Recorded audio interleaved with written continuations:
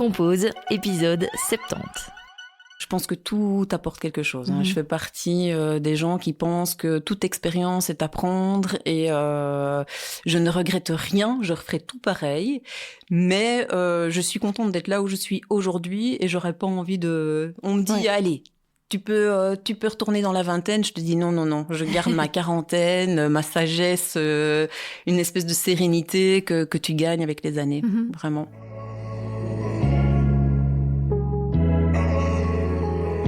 Cette semaine, j'ai le plaisir de recevoir Lilo, la créatrice de la marque du même nom, au travers de laquelle elle crée papeterie, badges, stickers et plein d'autres choses. Ensemble, on a parlé du lancement de son projet en 2016, de son amour du jeu de mots et de l'autodérision, du fait qu'elle regrette parfois que son projet ait trop grandi, qu'avoir sa petite entreprise, c'est du développement personnel, de son utilisation spontanée des réseaux sociaux, de liberté créative, de rentabilité, de ses études d'aide-soignante, du fait que ça l'embête parfois de pousser les gens à consommer ses produits, de la maladie de son fils, d'équilibre, de ses voyages. J'espère que l'épisode vous plaira, je vous souhaite une très belle écoute.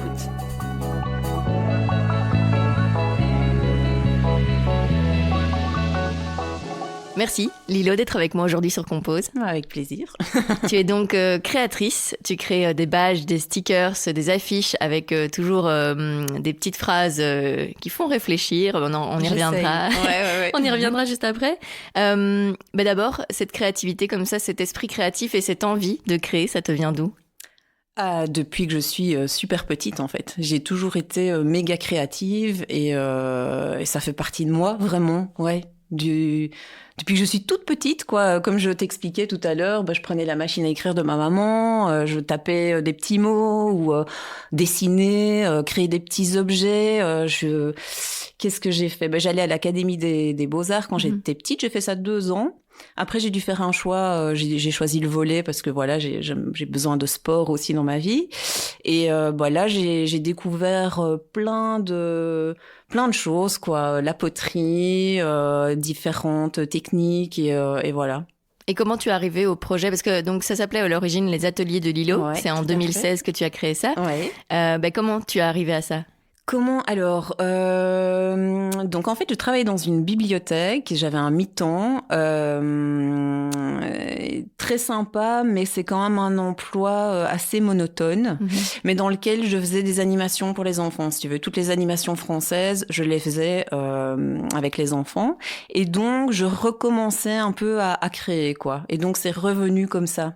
Et au départ, ce que j'ai fait, c'est que j'ai créé 2-3 choses comme ça, puis j'ai fait une petite page Facebook et ça plaisait aux gens, et puis je faisais pas mal d'origami et on m'a passé des commandes comme ça plaisait, et puis de plus en plus, quoi, et je me suis dit tiens, faudrait peut-être que j'ai un numéro d'entreprise, quoi. Et banco, je me suis lancée.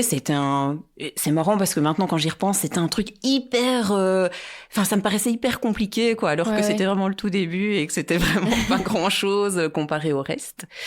Et mon but, c'était simplement de gagner suffisamment pour réinvestir dans du matériel. Parce que tout ce qui est créatif comme ça coûte quand même assez cher. Et justement, au tout début, tu faisais quoi ? Notamment les origamis ? Origami, je faisais déjà des cartes postales, mais pas mal de pliage. J'adore la grue parce qu'elle a une symbolique, c'est l'espoir, quoi, la maladie, tout genre de choses. Donc je faisais ça, j'ai chipoté, je faisais des bijoux, je faisais des guirlandes, et il y avait toujours les mots qui étaient là, qui commençaient à être là quand même, quoi.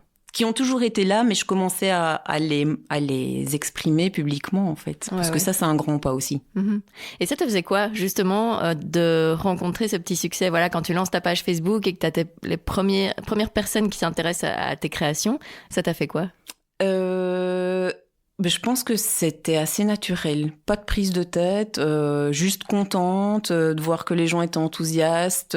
Puis je me souviens, la première boutique qui m'a proposé de déposer des choses, c'était à Charleroi. Et je me suis dit, mais pourquoi ? Tu vois, vraiment, je sais pas... Mais même encore maintenant, je me prends pas sérieusement. Vraiment, voilà, quoi. Cool. Et justement, ouais, ces mots avec lesquels tu joues, tu peux expliquer un peu justement le principe. Qu'est-ce qu'on peut lire sur tes badges, tes stickers, etc. Alors, j'aime beaucoup les expressions françaises. Alors moi, je suis fan d'autodérision. Et donc souvent, j'aime bien quand même aller titiller ce côté-là, nos petits défauts et tout ça. Ouais. C'est ce que j'aime bien chez l'être humain, c'est ses défauts, ses qualités. Et je trouve que la barrière entre les deux est vraiment très mince, quoi. Une qualité pour quelqu'un va vite devenir son défaut et le contraire. Et ça, j'aime bien. Et j'aime bien nous faire un peu réfléchir sur nos espèces de mimiques ou enfin, tu vois, nos petites failles comme ça, tu vois, que je trouve chouette. Et donc, ta question à la base, c'était justement comment tu expliquerais le concept de tes mots. Oui, c'est ça. Qu'on peut lire. Alors, le badge, c'était parce que j'avais envie que les gens communiquent entre eux. Donc, le voient et puis en parlent, etc. Et ça a fonctionné parce qu'il y a pas mal de gens qui m'ont dit « Ah, je portais ton badge dans le train et ça a fait sourire une dame et on a commencé à discuter. » Et ça, c'est ma plus belle victoire, en fait. Je trouve ça très chouette. Trop bien. Et ouais, au moment de vraiment prendre ton numéro d'entreprise, est-ce que tu as eu quand même un petit stress de te lancer vraiment, que ça devienne quelque chose de vraiment professionnel, quoi, plus qu'un hobby, une passion? Oui. Après, j'ai cet avantage, ou qui peut être un défaut, c'est que j'ai un côté de tête brûlée, et donc je vais faire des choses, et puis je vais réfléchir. Ah oui. Alors c'est très chouette parce que du coup, je me lance dans plein de choses, mais ouais, j'ai eu un petit peu peur, mais après, indépendant complémentaire, c'est pas si dangereux que ça, quoi. C'est quand même très balisé, enfin voilà. Ouais. Donc, j'avais mon côté... j'avais quand même mon salaire à la bibliothèque. Et puis, il y avait ce côté indépendant complémentaire qui a pris de l'ampleur, quoi, vraiment de plus en plus d'ampleur, jusqu'au Covid, qui a été une période quand même assez charnière parce que ça a explosé, quoi, vraiment, à ce moment-là. Ah oui, qu'est-ce qui s'est passé exactement? Et comment tu répartissais ton temps déjà entre la bibliothèque et l'îlot au début? Et puis, qu'est-ce qui s'est passé? En plus, j'avais des petits-enfants à ce moment-là, donc je sais plus trop comment je répartissais, mais ça a commencé à prendre de plus en plus de place parce que je m'épanouissais plus aussi dans les ateliers d'îlot. Donc, c'est un peu particulier. Moi, je bossais dans une bibliothèque sur une base militaire. J'étais engagée par l'armée américaine. Et donc, je faisais toutes les animations en français. Super chouette. Alors, t'es au milieu des livres toute la journée, donc c'est gai parce qu'on te demande aussi, qu'est-ce qu'on pourrait commander. Donc c'est très chouette. J'avais une boss super sympa, et donc je commandais d'ailleurs beaucoup de livres sur tout ce qui était créatif. J'avoue que voilà. Et donc, comment je répartissais mon temps? Ça prenait de plus en plus de place. Jusqu'au moment où ça a pris vraiment trop de place et que je m'épanouissais plus du tout du côté côté salarial, parce que donc le côté base militaire, en fait, ça fait que mes autres collègues étaient souvent des femmes de militaires qui partaient tous les 3 ans. Ah oui. Et donc, en fait, ça m'a vachement lassée parce que tu devais à chaque fois former les gens et puis tu t'attaches aux gens et puis ils partent. Et je me suis rendu compte à un moment donné que je m'attachais plus aux gens. Je faisais plus l'effort d'aussi bien connaître mes collègues. Et là, je me suis dit, time. Ah ouais. Et avec le Covid, du coup, ça s'est arrêté? Alors c'était juste avant le Covid, j'avais décidé de prendre mes congés parentaux et de tester les ateliers d'îlot avant de peut-être me lancer. Et donc, je l'ai fait juste à ce moment-là. Et puis, le Covid est arrivé. Tout le monde était coincé chez soi. Et les gens ont énormément repartagé mes petites phrases, en fait. Ah oui. Et donc, je livrais les gens en vélo ici dans le village. C'était chouette. Ça, les bijoux, les badges et tutti quanti, quoi. Et là, tu t'es dit qu'il y avait moyen que ça prenne plus de place, l'îlot? Ouais, que je pourrais en vivre. D'ailleurs, pourquoi? Au départ, c'était les ateliers de l'îlot. Alors, parce que je faisais pas mal d'ateliers avec des enfants.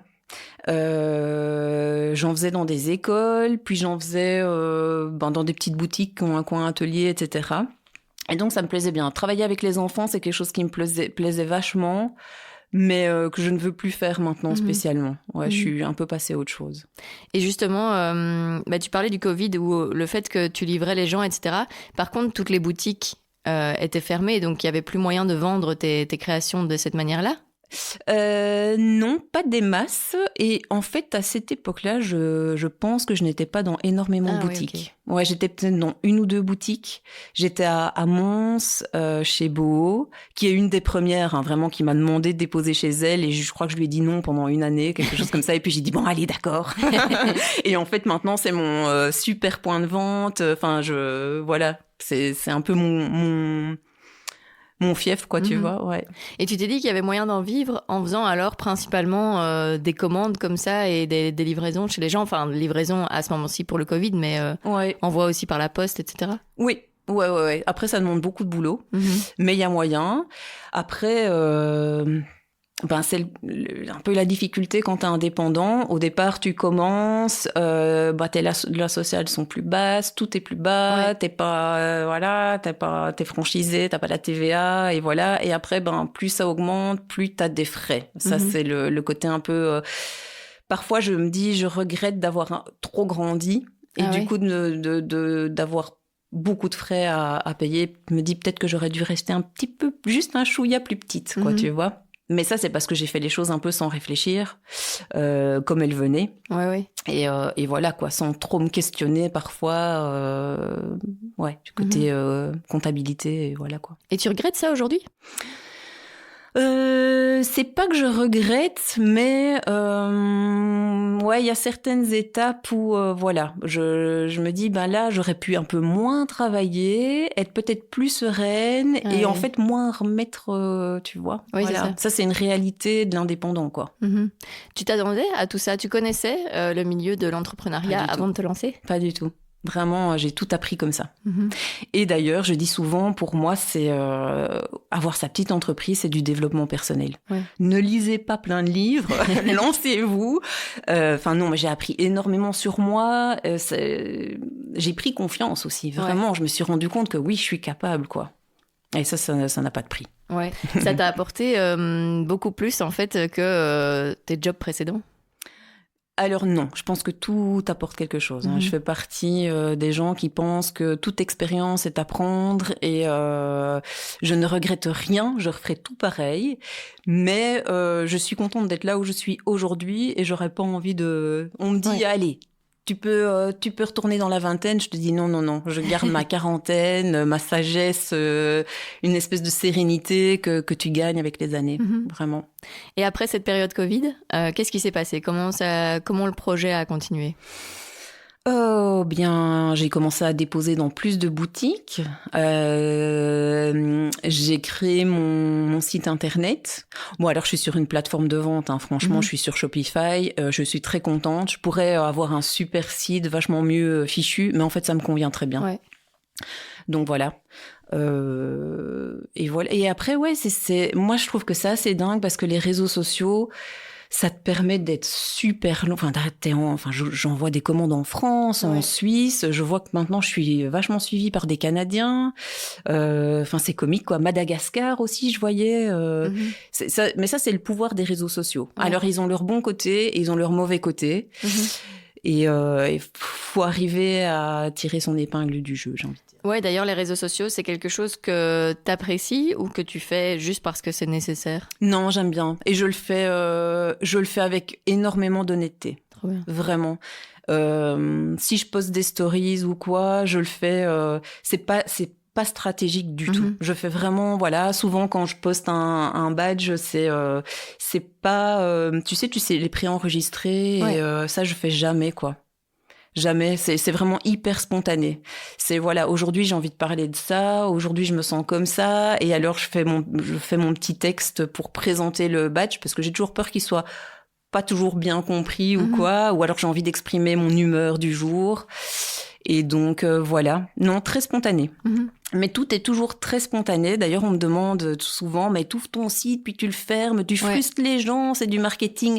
Non, je fais ce que je peux, en fait. Je l'ouvre parce que je peux l'ouvrir, et puis je ferme parce que je vois les commandes augmenter, et je sais que je vais déborder, que je vais pas réussir, et donc il y a aucune stratégie. C'est banzai au feeling, quoi. Ouais, j'allais y venir justement à ton site. Tu fonctionnes vraiment de manière un peu cyclique. Tu peux expliquer justement comment t'as mis en place, comment t'es arrivé à ce mode de fonctionnement ? En fait, je fonctionne un peu en 3 phases. Donc, j'ai les ouvertures du site. Ça, c'est une phase. Puis, j'ai tout ce qui est envoi dans les magasins. Et puis, j'ai les ouvertures d'ateliers. Ouais. À l'époque, j'avais les ateliers aussi que je faisais dans les écoles, etc. Mais ça, je fais plus trop. Ouverture d'ateliers, j'arrive pas à le faire suffisamment. J'aime bien, mais c'est compliqué parce que, voilà, les gens sont un peu compliqués aussi. Hein. Soyons honnêtes. T'ouvres ce jour-là, je peux pas. Je conduis mon fils, nanani, nanana. Enfin, ça n'arrange jamais personne. Et puis, les ouvertures de sites, du coup, je le fais quand je sais que je vais avoir du temps. Donc déjà de produire tout ça, parce que je l'ai fait à la main, ça me prend un temps dingo quand même, quoi. Donc je sais que je me focalise là-dessus. Donc j'ai mes commandes, j'envoie, et puis banzai, je suis libérée de ça. Moi je sais pas comment font les autres, comment elles y arrivent, mais laisser mon site tout le temps ouvert, et puis je suis occupée à d'autres choses, d'autres projets, et j'ai toujours des commandes qui tombent et je sais que je dois les envoyer dans un délai rapide et tout ça. Moi, c'est trop compliqué. Je pense que déjà, j'ai un esprit créatif, je pars dans tous les sens. Du coup, là, je dois vraiment... ça m'aide, en fait, à y voir plus clair. Je mets un peu des cases. Au début, t'as toujours fonctionné comme ça? Ou au début, justement, t'as fait un peu essai-erreur pour voir ce qui te convenait le mieux? Non, je pense que j'ai toujours fonctionné comme ça. Ouais. Après, j'ouvrais mon site un peu plus longtemps que maintenant, vu que je suis suivie par plus de monde. En fait, je l'ouvre et en 1 heure, j'ai énormément de commandes et donc j'ai vraiment des palpitations. Je me dis, je vais pas réussir à tout envoyer. Et donc, des fois, j'ai envie déjà de le fermer, mais je sais que ça va frustrer des gens, donc j'accepte encore des commandes, etc. Et puis, en 2 heures, je dois fermer le site. Et je sais que ça frustre beaucoup les gens et j'en suis désolée, mais je suis pas capable de faire mieux.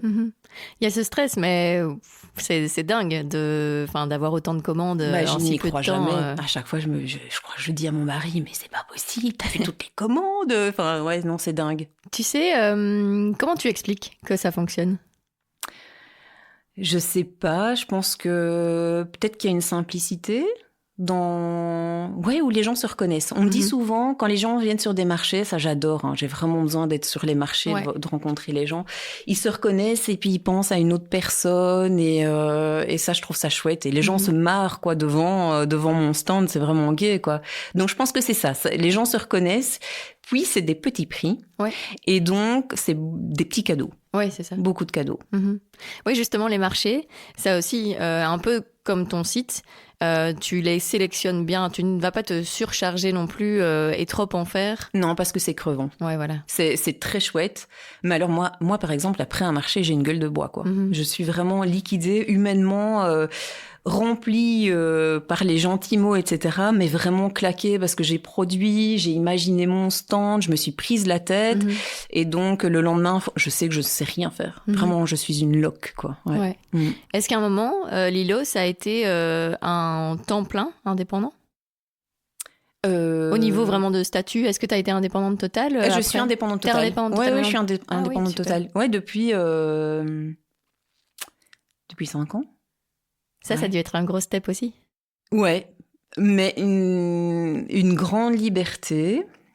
Vraiment, c'est très chouette de faire ton horaire comme tu le veux et voilà. Mais en même temps, voilà, comme je t'ai expliqué, là, je fais un peu machine arrière. C'est que je suis une formation et mon but, c'est d'avoir un mi-temps et puis de recontinuer en complémentaire. Pourquoi ? Parce que j'ai un peu peur des fois d'être coincée dans dans de la production. Et alors que moi, j'ai besoin de créer pour le plaisir de créer et pas de me sentir coincée à faire 50 fois le même badge, tu vois. Même si je suis très touchée qu'il plaise, vraiment. Mais c'est le côté où, oui, j'ai envie de retrouver une liberté créative, tu vois. Ouais. On y reviendra juste après à cette nouvelle formation, mais... Comment tu arrives justement à ce que ce soit rentable, que tu puisses en faire une activité indépendante totale, étant donné que, comme tu le disais, voilà, finalement, c'est des petits cadeaux, c'est des petits budgets, quoi. Faut en faire beaucoup. Ouais. Faut en faire beaucoup et c'est pour ça aussi que j'ai décidé de mettre mes phrases sur d'autres supports, comme les cartes postales, les affiches et les stickers, des crayons. De temps en temps, j'avais des tote bags, des tasses, etc. Parce que ça me permet de souffler un peu, tu vois. Donc, je l'ai fait imprimer dans l'imprimerie du village, qui est à 1 kilomètre d'ici. Tu vois, c'est un circuit méga fermé. C'est super important pour moi aussi parce que c'est la maman d'une petite fille qui est dans la classe de mon petit garçon. Et de voir ce circuit comme ça, je trouve ça très chouette, quoi. C'est gai de faire vivre d'autres personnes et puis c'est des personnes que tu croises tout le temps et donc c'est vraiment gai. Il y a une complicité qui se crée aussi, quoi. Trop bien. Et donc parfois ici je vais avoir bientôt un très très gros projet dans un hôpital où je dois refaire la communication. Tu vois, ils veulent travailler sur la convivialité, le respect. Donc c'est un truc un peu énorme. Et donc je lui ai envoyé un mail. Je dis bon. J'ai encore une dinguerie. Tu me suis ou tu me suis pas? Ouais, je te suis. Enfin, tu vois, c'est gai parce que je pense que je lui apporte aussi peut-être une modernité, parce qu'elle fait des choses plus classiques habituellement, tu vois. Donc c'est chouette de voir ça aussi et de pousser quelqu'un d'autre aussi. Trop bien. Des commandes comme ça sur des projets vraiment personnalisés, t'en as souvent? T'as souvent des demandes de ce style? Quand même, ouais. Alors parfois, je peux pas répondre positivement parce qu'on me demande juste un badge pour voilà. Et donc parfois j'explique pas. C'est beaucoup d'efforts pour pas grand chose. Et je suis vraiment désolée, mais j'ai une réalité qui est que je dois gagner ma vie aussi. Mais les hôpitaux, ça marche plutôt bien parce que j'ai une clientèle dans le médical qui est assez grande. Ah, c'est marrant. C'est une des seules choses qu'ils peuvent porter sur leur blouse, en fait. Ouais. Et donc, ça les motive. Et puis, j'ai fait quelques badges avec des traits d'humour dans le médical. Et puis, il y a tout ce qui est positif, etc. Elles en ont besoin. Souvent, les infirmières, aides-soignantes, même des médecins, beaucoup de médecins. Et donc voilà, les hôpitaux, pas mal. Du coup, tout est un peu lié, étant donné que la formation que tu reprends, c'est pour être aide-soignante. Pourquoi t'as décidé de te diriger vers cette voie-là? Alors, un gros besoin d'humain, vraiment. Besoin de mettre un pas en dehors du secteur marchand. Que j'adore, mais il y a un moment donné, tu vois... ça me dérange quand même, des fois, de pousser les gens à consommer mes produits. Tu vois, il y a quelque chose d'ambigu, là. C'est peut-être bête, même si c'est des choses positives et qui font réfléchir et qui font du bien. Je me dis quand même, moi, j'ai quand même besoin de vendre pour vivre, quoi. Et donc, besoin d'être dans une aide concrète. Alors... Ça, je pense qu'on n'en a vraiment pas parlé. Donc, dans le médical, alors moi, j'ai un petit garçon qui a une maladie génétique. Enfin, il a la mucoviscidose. Ah oui. Et donc, il a été diagnostiqué quand il avait 3 ans. Après des années d'errance médicale, pardon. Et donc, ça a été un grand clash, mais j'ai découvert ce qu'était la résilience, vraiment. Croquer la vie à pleines dents. Et on le vit pas comme un poids, comme un fardeau. Tu vois, nous, on s'est dit, OK, il a ça, mais déjà, les traitements avancent vachement. Enfin, enfin, voilà, c'est plus du tout la mucoviscidose d'aujourd'hui n'est pas celle celle d'il y a 20 ans. Et donc, c'est pas mal de soins. C'est 1h30 de soins par jour avec des aérosols, la kiné. Il doit prendre une 20aine de gélules par jour. Enfin, tu vois, c'est un truc énorme. Mais on s'est dit, nous, on veut qu'il ait une super vie. Et donc, on va tout mettre en place pour qu'il puisse tout faire. Et donc, c'est une organisation dingo. Mais il y a ce côté, on croque la vie à pleines dents. Et il y a vraiment un avant-après. Je pense que c'est pour ça que je suis là aussi. C'est pour ça que j'ai lancé les ateliers de Lilo aussi. C'était banzai, quoi. On a une vie, il faut y aller, quoi. Pas trop se poser de questions, vivons, quoi. Et puis, en fait, du coup, avoir cette liberté dont tu parlais, d'être indépendante totale, ça te permet aussi d'être potentiellement plus présente pour lui. Exactement, ouais. Et donc maintenant, vu qu'il grandit, qu'il est de plus en plus autonome, ça me permet aussi de refaire cette formation. Et ils sont un peu plus autonomes aussi, enfin vachement plus autonomes, quoi. Et puis c'est chouette de leur montrer cet exemple de maman a osé faire ce qu'elle aime. Quoi. Je pense ça. Alors ils me voient travailler, ils viennent parfois m'aider, etc. Donc je pense que c'est franchement, je pense que c'est un bel exemple. Et alors de reprendre des études ici aussi. C'est comique, quoi, parce qu'ils me demandent t'as des récrés tu vois, c'est comique, quoi. Génial. Je pense qu'en tout cas on leur montre que tout est possible, quoi. Ça c'est clair. Trop bien. Justement, reprendre des études, est-ce que c'est compliqué? Alors, les cours ne me semblent pas compliqués parce que je suis très motivée. Et alors que j'ai mon œil adulte aussi, donc c'est dingue d'être dans une classe quand t'es adulte et que ton prof a parfois le même âge que toi, il y a une relation qui se crée qui est vraiment, moi je trouve ça génial. Ce qui est dur pour moi, c'est d'être assise de 8h30 à 16h. Ah ouais. Ça, c'est méga dur. Et du lundi au vendredi. Et donc, je dois, le soir, faut que je bosse, faut que j'envoie les commandes, le week-end, et voilà, quoi. Ça, c'est dur. Mm-hmm. Mais j'ai 6 mois intensifs comme ça, et après, ça sera un peu plus léger. Donc voilà, mais il faut que je tienne, quoi. Mm-hmm. Faut que je me l'autorise. Mm-hmm. Oui, et c'est une courte période, entre guillemets, c'est 18 mois de 18 formation. mois. Ouais, c'est ça. 18 mois, 6 mois méga intensifs. Puis ça sera 2-3 jours par semaine, mais avec des stages, quoi. Mm-hmm. Et donc, ces 2 semaines-ci, c'est mes dernières vacances avant longtemps. Avant la fin. Ouais. Hello, petite pause ici, parce qu'entre-temps, il y a eu quelques changements. Je laisse Lilo vous expliquer tout ça. Coucou, alors petite intervention. Donc on avait enregistré le podcast il y a plus de 7 semaines avec Julie. Et donc, autant, il y a eu quelques changements. D'abord, de suivre les cours à temps plein, j'étais quand même méga épuisée. Et en fait, j'ai pu profiter juste après le podcast. J'avais 2 semaines de vacances, c'était super chouette. Et je me suis retrouvée dans mon atelier à bien bosser. Et à accepter plein de demandes en fait qu'on me proposait à gauche et à droite. Et je me suis rendu compte que ça allait être compliqué de tout faire, mais que je devais quand même de toute façon gagner ma vie.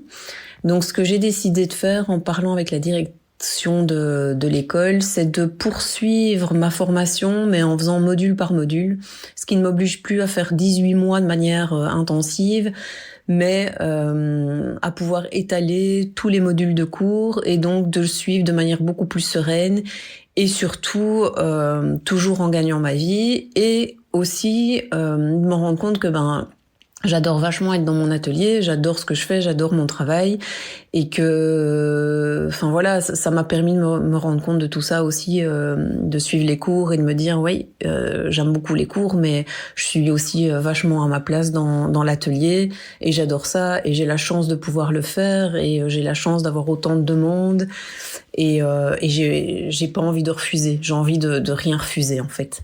Donc voilà. Et du coup, tu as un peu prévenu justement les gens qui suivent les ateliers de Lilo pour leur dire, voilà, il y aura peut-être un peu moins d'ouverture de site. Ouais, j'essaye de toujours être assez transparente et d'expliquer que mes délais sont longs parce que je suis toute seule. Enfin, j'ai une amie qui vient m'aider 2-3 heures par semaine quand on arrive à c'est Maud, comme ça je la cite. Mais sinon, je suis quand même méga toute seule et donc j'essaye d'être très très transparente sur le fait que je peux pas aller plus vite. Ouais. Mais j'ai envie de, je vais choisir ce mot-là, hein, c'est un peu un mot fort, mais j'ai envie d'éduquer les gens là-dessus. Mm-hmm. Petits créateurs, pas beaucoup de temps. Mm-hmm. Ne nous demandez pas d'avoir votre colis 2 jours après dans la boîte aux lettres, quoi. Ouais. C'est pas possible. Tu vois, et ça, je trouve que c'est important de le rappeler aux gens. Mm-hmm. Enfin, en tout cas, pour moi, c'est très important. C'est un peu une déconstruction, quoi, par rapport aux géants Amazon, etc., exactement, qu'on a l'habitude d'avoir le lendemain. Oui. Ouais, tout à fait. Et tu vois, là, c'était la grève, la Poste était en grève, et en fait, moi, je les comprends totalement. Ils ont une concurrence totalement déloyale, avec des livreurs. Moi, je les vois arriver à fond de balle ici. Ils sont pressés, ils sont dans des camionnettes toutes cabossées. C'est de l'esclavagisme, et ils sont, on leur demande d'en faire plus à eux, facteurs, parce qu'ils ont une concurrence déloyale. Enfin, tout est à réfléchir, quoi. Faut être conscient de ça. Tu commandes là, ok, mais sois conscient de ce qui se passe derrière, quoi. Ouais. Et ça m'arrive aussi de commander, franchement, ça m'arrive de temps en temps de commander sur Amazon parce que, par exemple, mes rubans de machine à écrire, je les trouve que comme ça, tu vois. Ah oui. Donc, voilà. Réfléchissons à tout ça. C'est juste avoir une réflexion autour de tout. Tout à fait, ouais. Et c'est dur, justement, de faire passer ce message aux gens, notamment par rapport à ça, par rapport au fait petits créateurs, créatrices, et aussi les marchés, savoir les refuser quand en fait c'est trop pour toi. Ouais. C'est compliqué de communiquer sur tout ça aux gens. Alors, quand les gens connaissent déjà et qu'ils sont pas arrivés là par hasard, non, c'est très facile parce qu'ils veulent du petit créateur et ils savent pourquoi, vraiment. Après, de temps en temps, j'ai un pic de personnes qui viennent sur ma page parce qu'un badge a été méga partagé. Et donc, j'ai toutes ces personnes qui arrivent un peu par hasard. Ouais. Et donc, c'est elles que je dois à chaque fois un peu rééduquer, entre guillemets. Je dis rééduquer, j'aime pas le mot parce que je trouve que ça fait un peu... comme si j'étais, tu vois, supérieure à devoir expliquer. Ouais. C'est pas ça que je veux dire, mais c'est vraiment... Enfin, voilà. Et c'est d'ailleurs une des raisons pour lesquelles je ne fais plus de concours. Tu sais, les concours, où, parce qu'en fait, c'est partagé à gauche, à droite. Et en fait, t'as des gens qui viennent juste parce que, un concours, c'est gai d'avoir des choses gratuites, mais qui sont là un peu, qui tombent là un peu par hasard et qui n'ont pas conscience de ce qu'est un petit créateur, quoi. Donc ça, c'est quelque chose... J'ai appris, tu vois. Je me suis rendu compte... que ça servait à rien d'avoir beaucoup de gens qui te suivent ou qui sont là. Il faut juste les bonnes personnes, la bonne clientèle. Et au niveau des marchés, en plus on en avait discuté, voilà, moi je t'avais proposé d'être au marché de Noël de mon papa. Et à ce moment-là, t'avais trop, et donc tu me l'as expliqué, et je trouvais ça totalement compréhensible, mais ça doit être dur parfois de faire passer ce message. Est-ce que les organisateurs, organisatrices comprennent que des créateurs, créatrices refusent ? Alors, parfois, la plupart du temps, oui. Je vois bien que les gens sont sont déçus, mais la plupart les gens comprennent. Moi, ce que j'aimerais, des fois, c'est un peu plus de flexibilité parce que pendant la période des fêtes, on te demande d'être là du vendredi au dimanche. Et j'ai une vie de famille et j'ai plus envie de sacrifier, tu vois, les 3 jours. Et donc, des fois, je me dis, moi, j'aimerais bien venir un jour, mais pas les 3 jours. Parce que sinon, de nouveau, je suis pas là pour leur Saint-Nicolas, ceci, cela. Et c'est des moments précieux que j'ai pas envie de gâcher non plus, quoi. Donc, ça dépend.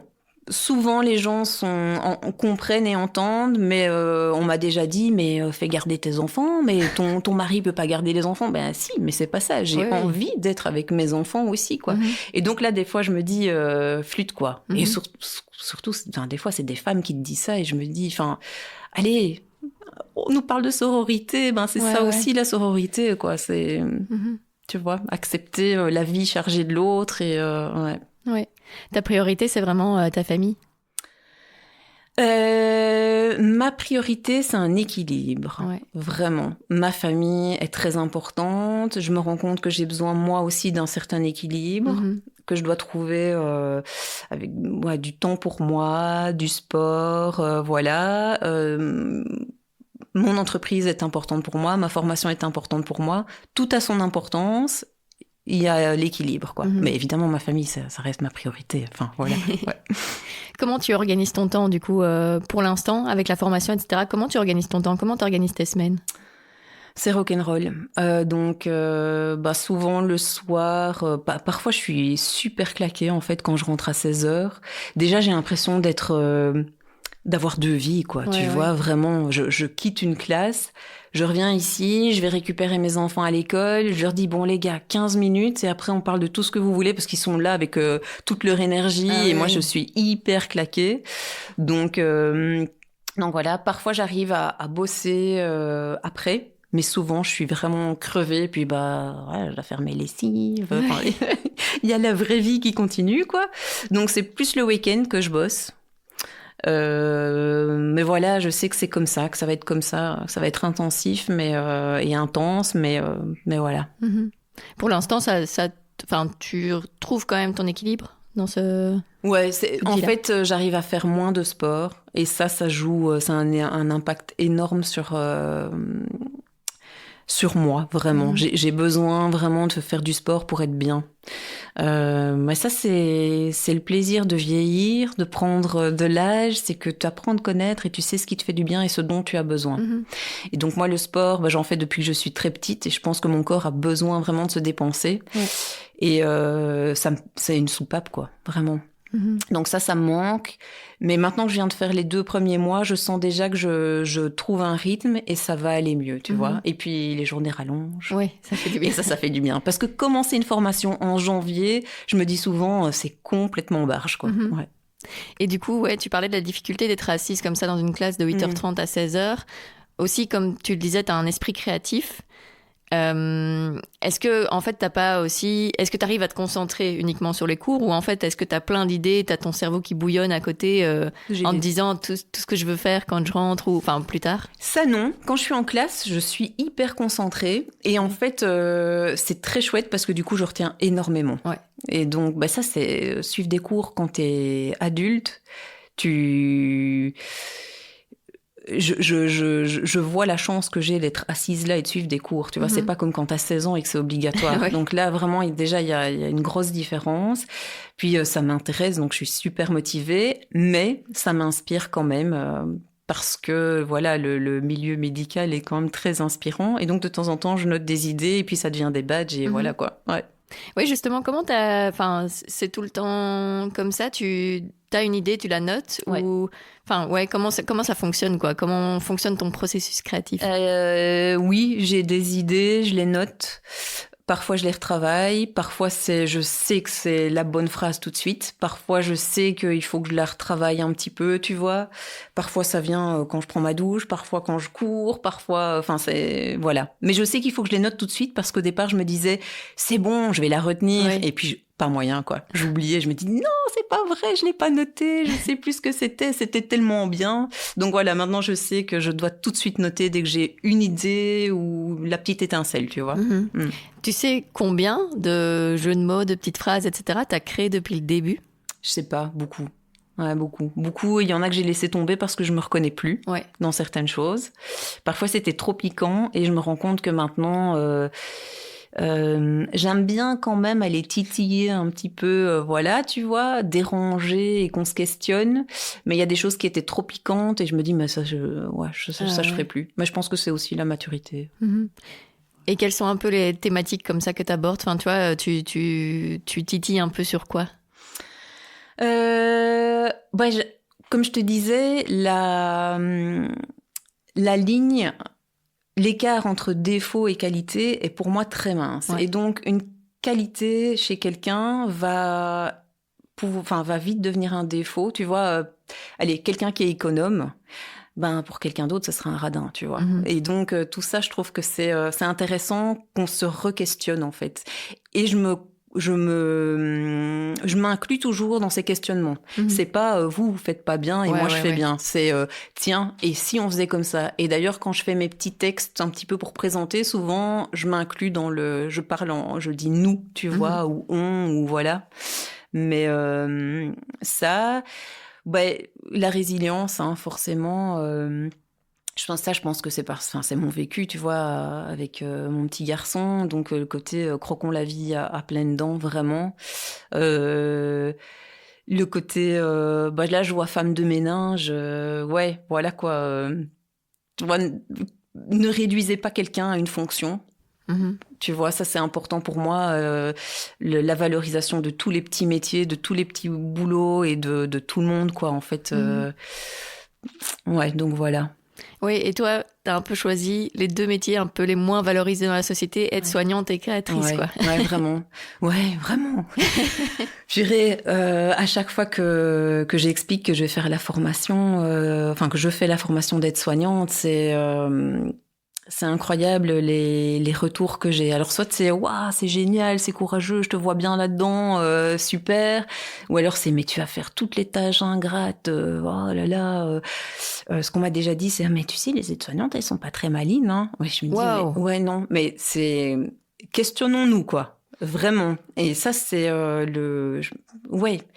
Ouais, c'est dingue. Je te vois faire non, mais c'est pareil, quoi. C'est méga choquant. Ouais, non, c'est méga choquant. Et souvenons-nous que ces personnes prennent soin des personnes dans leur intimité, leur pudeur, tout ce qu'il y a de plus, voilà. Et voilà, quoi. Réfléchissons. Et j'ai fait pas mal de petits boulots. Et ça m'a appris à vraiment valoriser tous les boulots, quoi. Moi, j'étais plongeuse dans un grand restaurant. J'en garde un super souvenir, quoi. Vraiment, je me dis même ça devrait être obligatoire. On devrait tous faire des métiers comme ça qui sont dévalorisés parce que ça t'apprend énormément, quoi. Et passer par plusieurs expériences, quoi. Pas se limiter à un domaine. Exactement. Ouais. Ça, je suis une championne. J'ai l'impression d'avoir plusieurs vies parfois. Ouais. Excellent. Ouais, t'es passée par quoi comme ça? Donc en fait, si tu veux, gros sujet pour moi.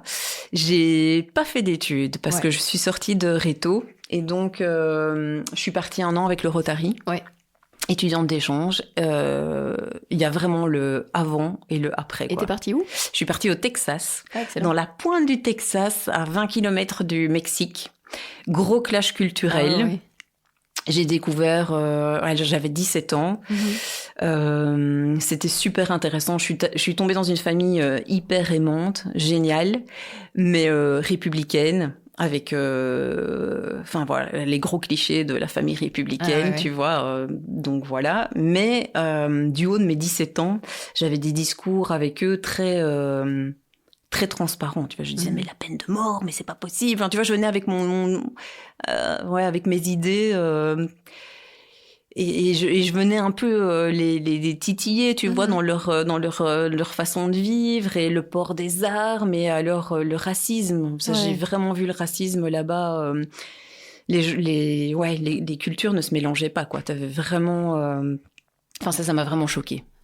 Fort choquée. Mais ça m'a ouvert les yeux et j'ai vu du très beau et du très vilain. Et ça m'a donné envie de revoyager après. Donc, je suis rentrée en Belgique, j'ai fait 1 année de pub. Ça m'a pas plu parce qu'il y avait une compétition entre les gens que je vivais très très mal. Et je me suis dit, je vais faire 1 année d'instit parce que j'aime bien le contact avec les enfants. Et là, pareil, j'ai fait mes stages, ça s'est super bien passé, mais je me suis dit, mais je vais pas vivre toute ma vie dans une classe, hors de question, quoi. Et c'est parce qu'à l'époque, c'était un peu bête, mais on avait le discours, tu fais tes études et toute ta vie, tu vas faire la même chose. Chose que maintenant, moi, mes enfants, je leur dis certainement pas ça, quoi. Tu fais des études et puis tu feras ce que tu veux, ne te mets pas la pression, quoi. Et ça, nous, on n'avait pas ce discours-là. Enfin, je sais pas si toi, tu l'as eu, mais moi, je l'ai pas eu. Et donc ça m'a vraiment fait flipper. Et donc j'ai décidé de continuer à voyager. Et donc je suis partie comme jeune fille au pair en Irlande. Excellent. Et je suis restée quelques mois. Puis donc j'étais au bord de l'eau, j'étais au sud de Dublin.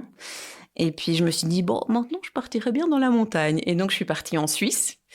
Donc là, il n'y avait pas d'apprentissage de la langue. Hein. C'était vraiment le plaisir de la montagne. Et j'étais accueillie par une super famille dont je suis... Donc ils avaient 2 enfants à l'époque. Ils ont eu une 3e fille. Je suis la marraine, tu vois. Oh, c'est chouette.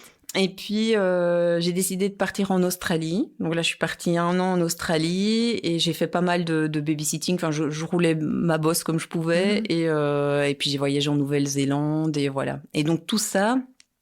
Ça m'a permis de me construire. En fait, je pense que j'avais plus besoin de me construire que de faire des études. Vraiment, d'apprendre à me connaître. Et je ne regrette rien, quoi. C'était parfait.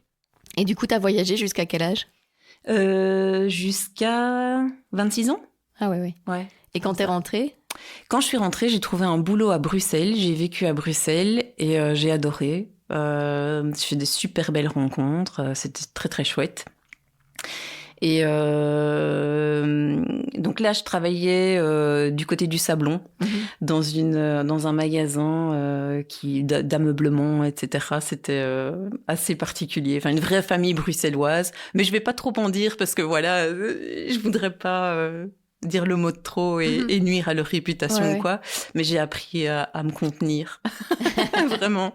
Parce qu'il y avait des choses que je trouvais totalement injustes, mais voilà. Et puis qu'est-ce que j'ai fait ? J'ai rencontré mon mari. Enfin, on se connaissait déjà, mais disons qu'on s'est mis ensemble. J'ai bossé dans un magasin de thé. Très, très, très chouette aussi. Mais j'étais seule en boutique et je m'ennuyais à mourir. Et puis, j'ai trouvé le boulot dans une bibliothèque. Donc, tout ça sans diplôme, mais avec du bagou. Et oser me mettre en danger, tu vois, vraiment, et me dire, je vaux quand même quelque chose, tu vois, parce que la société est ainsi faite, quand t'as pas de diplôme, t'as quand même pas beaucoup de valeur pour tout le monde. Ça, c'est... voilà. D'ailleurs, c'est une des premières questions. Qu'est-ce que t'as fait dans la vie ? Enfin, qu'est-ce que t'as fait comme étude, plutôt ? Et je trouve ça pas adapté. Alors que comme tu dis, aujourd'hui, nos études n'ont pas forcément à voir avec ce qu'on fait, quoi. Ah mais oui, et il y a plein de gens qui sont en train de changer. Enfin, moi, je suis à un âge charnière où je vois plein de gens changer de direction, vraiment. Et du coup, ici, on est à Mons. Comment tu t'es installée à Mons après avoir vécu un peu partout? En fait, si tu veux, mon année de pub et l'année d'instit, je l'ai faite à Mons. Enfin, je les ai faites à Mons. Et là, j'ai rencontré mon mari, Benoît, et on était bien ici. On est bien dans le Hainaut, on est bien à Mons, les gens sont chaleureux, accueillants. Faut se faire sa petite place, c'est pas toujours facile, mais c'est un peu comme partout. On a habité pendant quelques années à Braine-l'Alleud et on s'y retrouvait pas. Il nous manquait quelque chose. Et puis en plus, on dit souvent que c'est une ville dortoir. Tu vois, les gens y vivent mais vont bosser à Bruxelles et donc voilà. Bon après, ça a peut-être changé et je n'y habitais que 2 ans, donc je ne juge pas et voilà. Mais nous, on avait vraiment envie de revenir dans le Hainaut, qui est quand même très chaleureux. Et puis les prix sont vachement plus accessibles aussi. Tu vois, ici, on est bien, on est dans la campagne, on est à 4 km de Mons, on a trouvé une chouette petite maison, donc on rafistole petit à petit. Et voilà, c'est tout parfait. Ouais. Et d'ailleurs, tu y as fait ton atelier, on y est là. Oui, ouais. Voilà, comment c'est né cette envie d'avoir ton atelier dans ta maison? Alors pendant pas mal d'années, je travaillais sur la table de la salle à manger et je déménageais tout le temps. Et en fait, tu perds un temps dingue à tout déménager tout le temps. Et on avait ce garage qui ne nous servait à rien, on rentrait quand même pas la voiture. Et donc, les ateliers Lilo grandissaient et donc on s'est dit banzai quoi.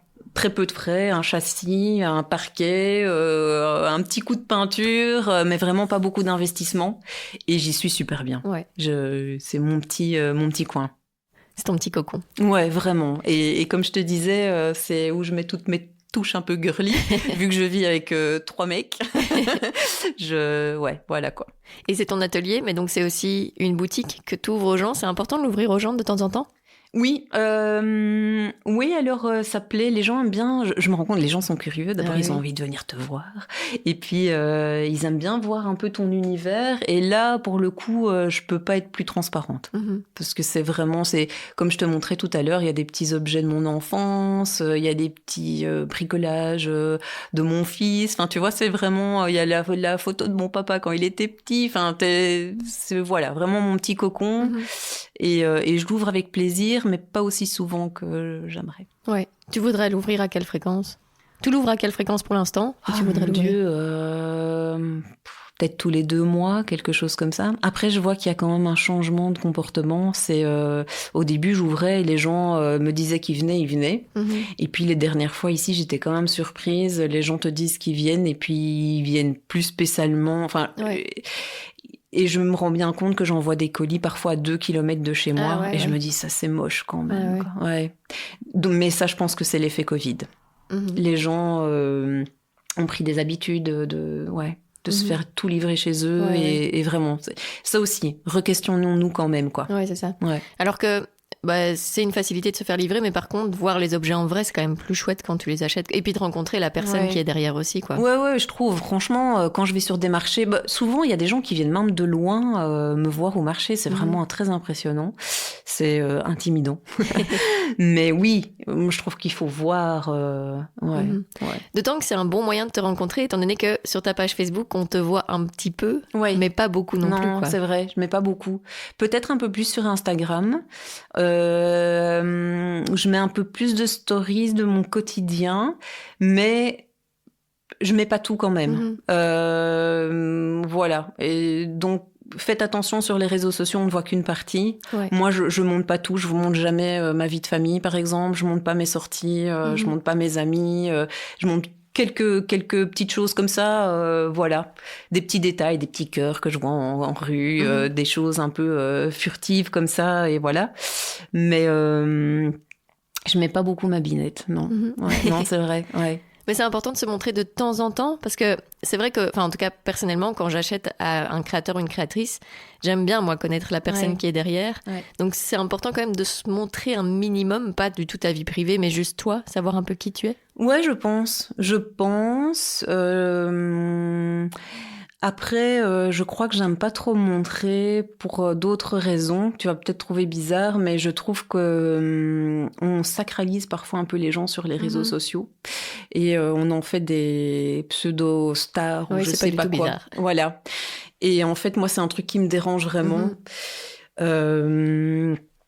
Parce que, enfin voilà, c'est super gentil, mais parfois on vient sur un marché me voir, on me dit je suis fan de vous, et c'est super adorable, mais je me dis parfois, n'oubliez pas que je suis comme vous, quoi, vraiment, et je fais ça en toute humilité, avec toute ma simplicité. Et parfois je suis un peu mal à l'aise, mais c'est peut-être parce que je suis pas quelqu'un qui a trop confiance en elle non plus. Enfin, ça se construit. Je trouve que je vais de mieux en mieux.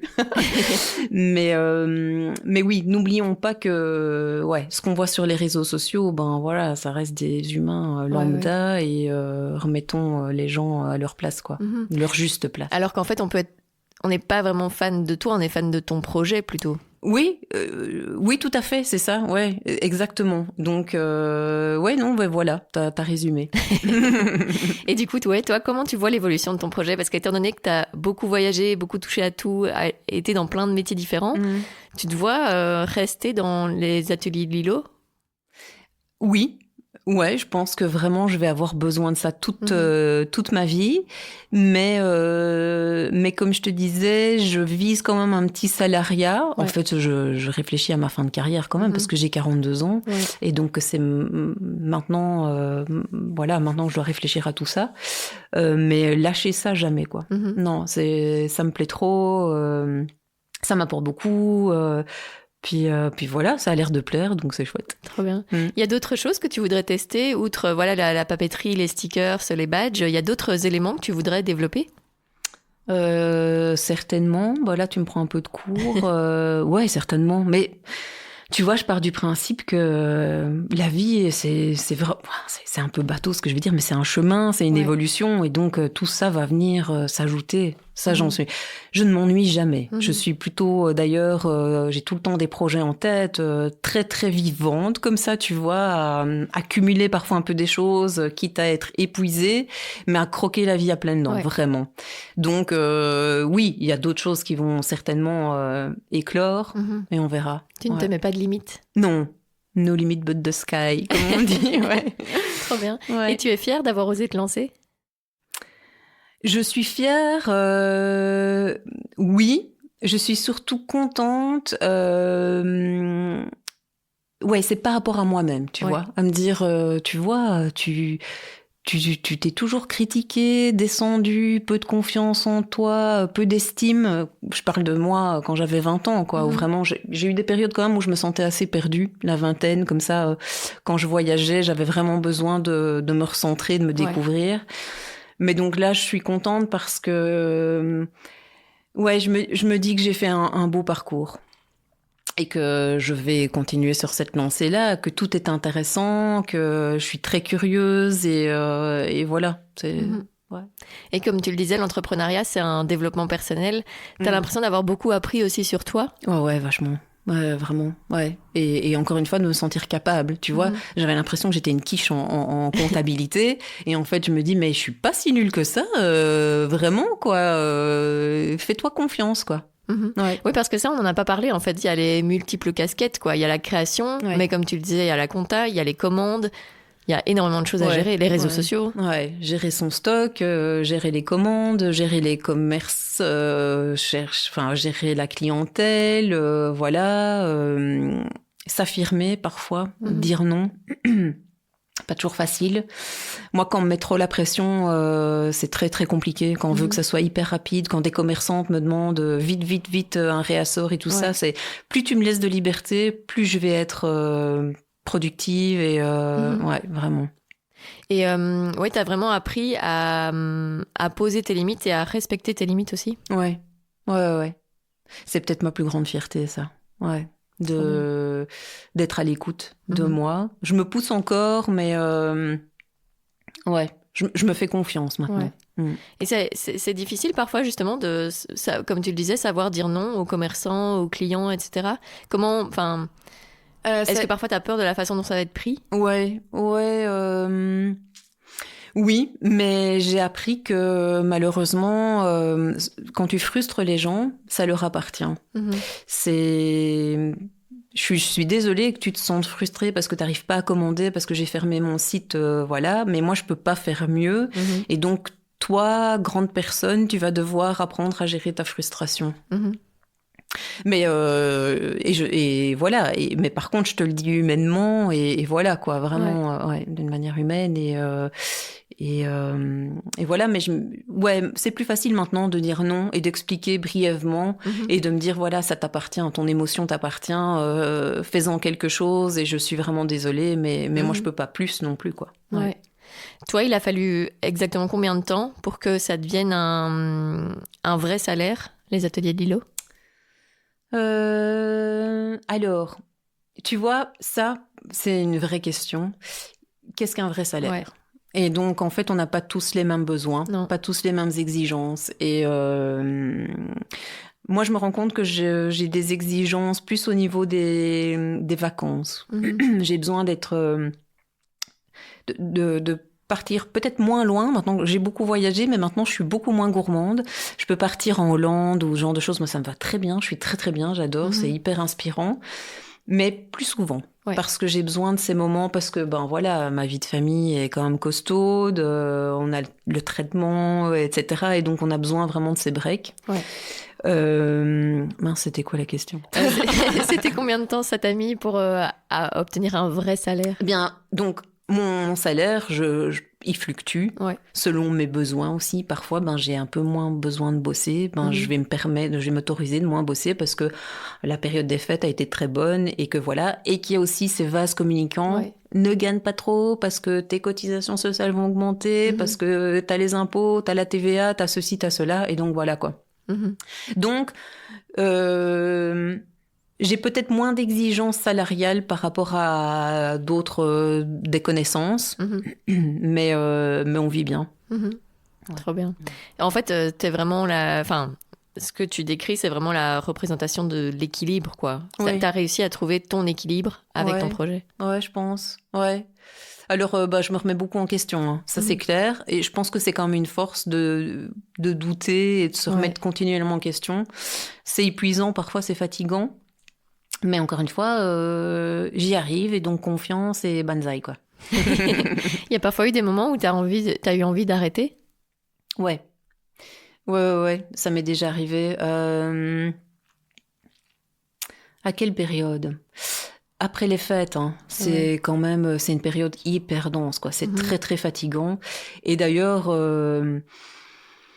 je bosse moins qu'avant parce que je me dis plus allez, c'est la période où faut tout donner parce que c'est celle qui te permet d'en vivre. Non, en fait, je me rends compte qu'au mois de janvier, j'ai encore des gens qui sont là et donc je peux me permettre d'équilibrer vraiment sur l'année et puis de me dire tout se joue en fin d'année, quoi. Parce que ça, c'est une période fatigante où tu essaies de tout faire. T'as le site, tu fais plein de marchés, voilà. Et ta vie familiale est bien remplie parce que il y a le marché de Noël de l'école, il y a la Saint-Nicolas, il y a ceci, il y a cela, donc voilà, et je n'ai plus cette peur de me dire peut-être que demain j'aurai plus rien et donc je dois tout prendre.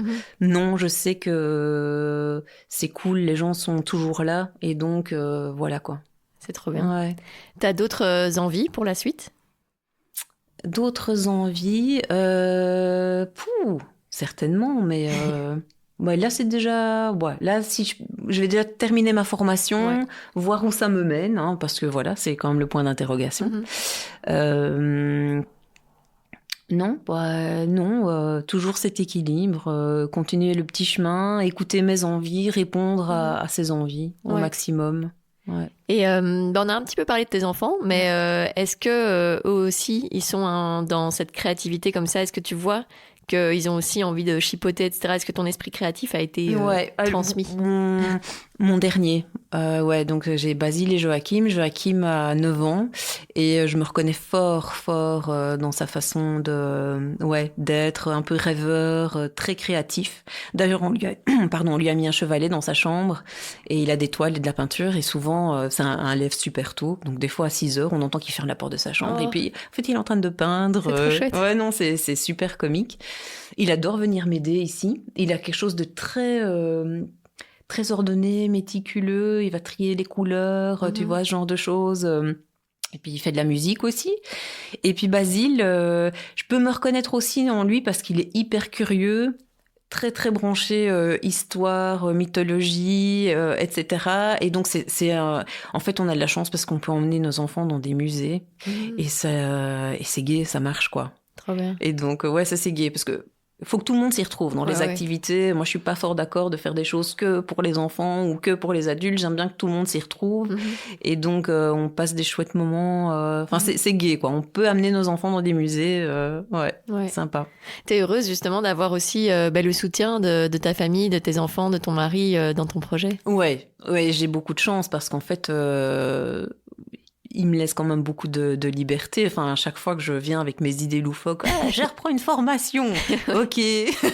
Tu vois, ouais, j'ai de la chance. Mais je pense qu'il me fait confiance aussi. En fait, il sait que je retombe toujours sur mes pattes. Et donc voilà. Oui, ouais, je me sens soutenue, ça c'est clair, quoi, vraiment.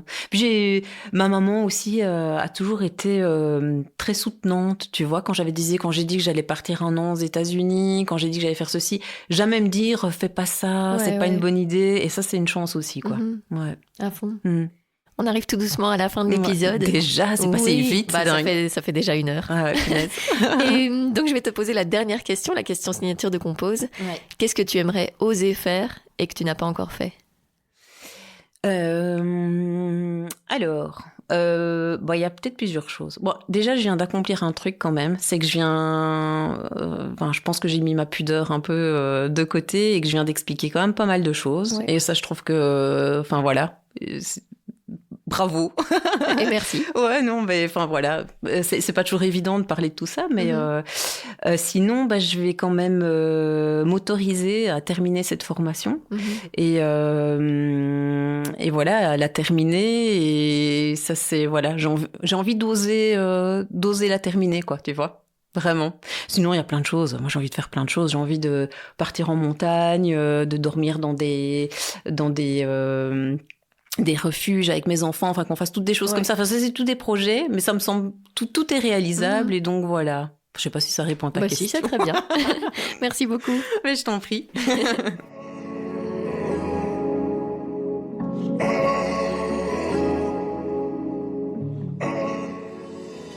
Merci Lilo d'avoir accepté mon invitation. Vous trouverez tous les liens pour la suivre dans les notes de cet épisode. J'espère qu'il vous a plu. Alors si c'est le cas, n'hésitez pas à me le faire savoir en laissant commentaires et étoiles sur la plateforme que vous êtes en train d'utiliser pour écouter et à vous abonner à Compose sur tous les réseaux sociaux. Et puis, si vous voulez m'aider à développer ce projet, n'hésitez pas à le soutenir financièrement via Patreon. Compose est un podcast réalisé entièrement par moi, Julie Mouvet. Le générique a été produit par le talentueux Nucci et l'identité visuelle a été créée par Minuit Studio. À bientôt pour un nouvel épisode.